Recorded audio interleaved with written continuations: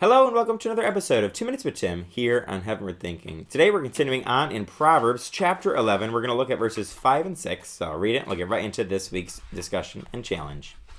The righteousness of the blameless makes their path straight, but the wicked are brought down by their own wickedness.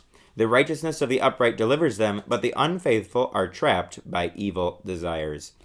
These verses really go hand in hand here. We see the difference between the righteous or the blameless, and the wicked or the unfaithful. Here we see the contrast that we talked about last week, where we see what happens to those who are righteous, what happens to those who are wicked or unfaithful or unrighteous.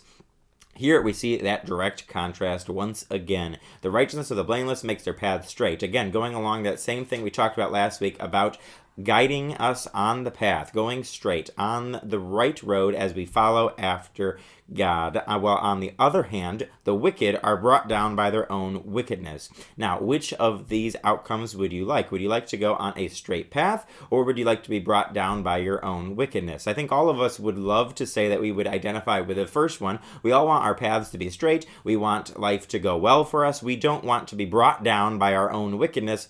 However, we often actually, probably, if we were honest, would identify with the second one. Instead of pursuing righteousness, and instead of being blameless, instead of following after God according to his word and living our lives intentionally, each day we end up pursuing wicked, evil desires, or we're unfaithful, like verse 6 says, and we're trapped by our own evil desires.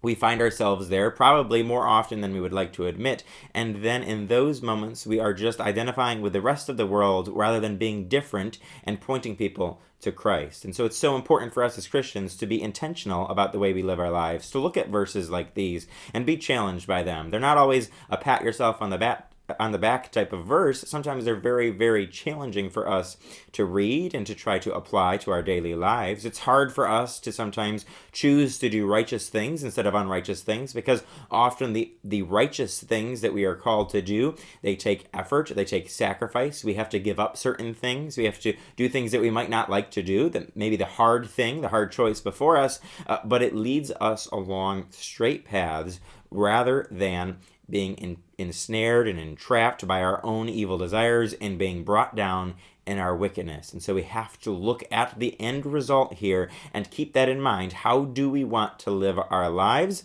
I'll leave that choice up to you. And as always, we hope that you'll join us next time for another episode of 2 Minutes with Tim here on Heavenward Thinking.